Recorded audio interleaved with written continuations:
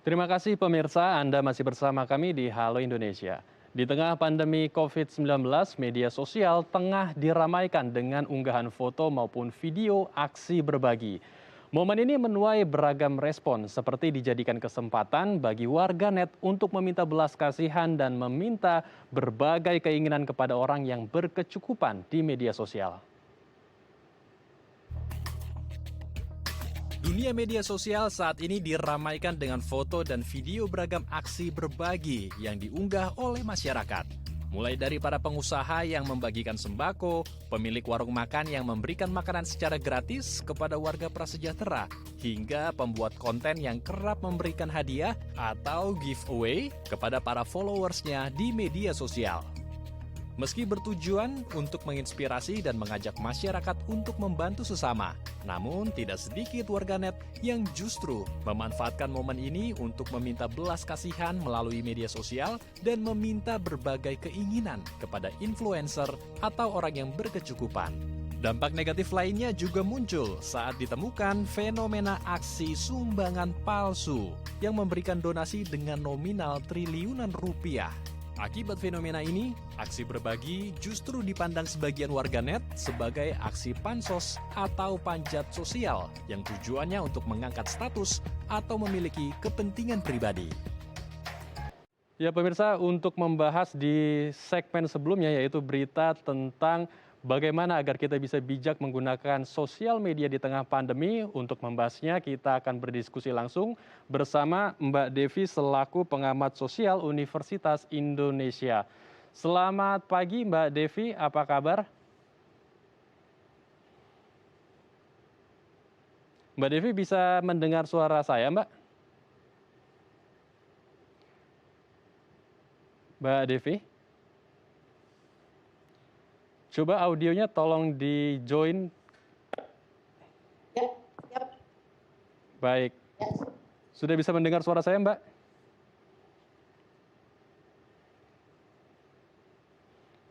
Baik, Sudah. Baik, Mbak Devi. Senang sekali Mbak Devi bisa bergabung bersama kami di Halo Indonesia. Mbak Devi, kita langsung saja berdiskusi, Mbak, membahas soal berbagi yang diunggah di media sosial, terutama tentang tren ikoi-ikoyan yang dilakukan oleh selebgram ini menarik sekali ya, karena kalau kita lihat saat kita kecil dulu sering mendengar istilah tangan kanan memberi, tangan kiri sembunyi, atau ya tangan kiri jangan sampai tahu kalau tangan kanannya memberi. Namun karena saat ini ada media sosial, aksi memberi ini sering diupload dan jadi gampang diketahui oleh banyak orang. Bagaimana Mbak Devi melihat kejadian ini? Apakah ini sah-sah saja menurut Mbak Devi? Ya, pertama kita perlu apresiasi bahwa kita tahun ini dinobatkan sebagai negara menurut World Giving Index. Bahkan di tengah pandemi sekalipun peringkat kita nomor 1. Negara paling kaya. Maju sekalipun posisinya malah berada di atas peringkat 15 bahkan 20 besar dunia. Jadi ini satu momentum yang perlu kita rayakan bersama. Lalu tadi pertanyaannya, apa kemudian mendemonstrasikan kebaikan jadi sesuatu yang tepat? Nah, kalau dalam rangka untuk menginspirasi, tentu saja hal ini menjadi baik. Karena studi-studi menunjukkan bahwa yang namanya berbuat baik itu menular. Artinya, kenapa? Karena pada dasarnya manusia itu baik, jadi kalau dia melihat orang lain yang melakukan kebaikan, kita cenderung memiliki dorongan untuk berkompetisi melakukan kebaikan. Nah, namun memang jangan lupa, dampak dari mendemonstrasikan sesuatu itu pasti ada dua dampak. Negatifnya ada. Ada kemudian orang-orang yang melihat ini sebagai peluang untuk bisa dimanfaatkan, gitu ya. Lalu yang kedua, berpeluang, sudah banyak kejadian ketika orang mendemonstrasikan bahwa dirinya memiliki kelebihan, itu justru berpeluang untuk membuka ruang kejahatan. Nah ini bisa dikelola, artinya jangan sampai kemudian dua faktor negatif tadi yang potensinya sangat mungkin terjadi, itu tidak juga kemudian mendorong kita untuk berkebaikan. Nah artinya begini, masalah dosis saja, sejauh mana sih kita menginspirasi itu, artinya apakah kemudian jumlah, pertanyaannya bagaimana mengatur dosis di media sosial agar tidak kontraproduktif, rumusnya hanyalah 3J sebenarnya. Pertama, jumlah informasinya sedikit, kemudian jaraknya antara satu informasi lain, kemudian jamnya. Nah, kalau 3J ini semuanya sudah overdosis, maka potensi untuk menjadikan demonstrasi kebaikan tadi menjadi hal yang negatif tentu saja akan berpotensi tinggi.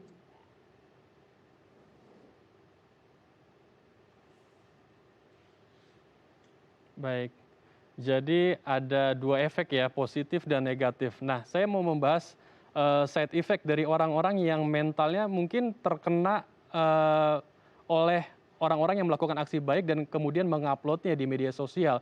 Jadi banyak masyarakat yang sering melakukan permintaan gitu bagi influencer ataupun orang-orang yang berkecukupan. Pertanyaannya Mbak Devi, bagaimana biar orang-orang yang ketika melihat ada berbagai influencer yang memberikan giveaway gitu atau berbagi kepada sesama, mereka tidak iri gitu. Mereka merasa ya sudah, saya biasa saja, mungkin belum rezeki saya. Jadi bisa legowo gitu Mbak, tidak ikut-ikutan gitu. Karena kan warga plus 62 ini latah Mbak, suka ikut-ikutan. Ketika satu orang diberi, maka dia juga ingin ikutan. Nah, begini, menariknya dengan adanya media ruang digital dalam hal ini, semuanya kan bukan hanya lagi transparan, tapi tanda kutip juga menjadi telanjang. Bagi orang-orang yang kemudian karena didorong terkendali ya, dengan kemudian meminta pertolongan, hukum sosial di masyarakat itu akan terjadi. Artinya tidak ada hal yang tidak bisa terungkap. Kalau Anda tidak mampu, lalu kemudian meminta hal yang sama pada orang lain, percayalah, media sosial juga yang akan membongkar aib tersebut. Tapi yang menarik sebenarnya dalam konteks memberi yang perlu disebut, pertama, memberi baik adalah memastikan orang yang kita beri untuk dapat mandiri, dan terus menjadi tergantung pada kita. Kan makanya sering pepatah mengatakan berikannya, karena kalau berikannya dia hanya kenyang untuk hari ini. Tapi kalau Anda memberi kayunya, maka dia akan kenyang panjang. Dia bisa kenyang selamanya karena dia bisa mandiri. Nah, yang menarik dalam studi-studi bakat, kenapa orang masih senang memberi itu secara eceran, artinya dari dia langsung ke tangan orang, memberi kepada lembaga misalnya. Karena ternyata, tapi ini riset di Eropa ya, garis bawahi ya, ada sebagian orang yang memberikan sumbangan itu benar-benar memberikan sumbangan untuk membantu, tapi untuk mengurangi rasa bersalahnya. Misalnya dia kurang beribadah atau memiliki hal-hal yang kurang baik, jadi dia melakukan sumbangan secara eceran tadi. Karena adalah kalau uang sumbangan itu kita masukkan dalam satu lembaga, misalnya lembaga apapun, di Indonesia banyak sekali, kenapa uang 1.000 kita dengan yang 1 miliar itu akan sama berartinya?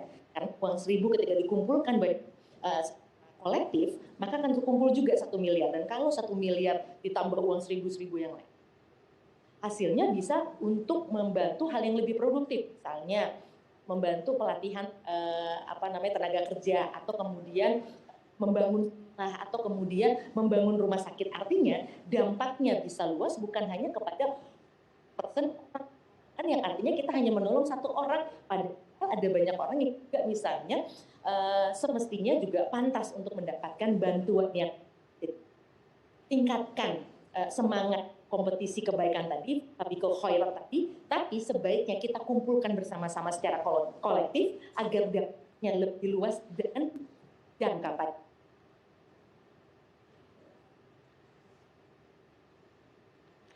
Baik, Mbak Devi, kita akan melanjutkan perbincangan menarik ini, tapi ditahan dulu, kita akan lanjutkan usai jeda. Baik pemirsa, jangan kemana-mana karena kami akan kembali sesaat lagi.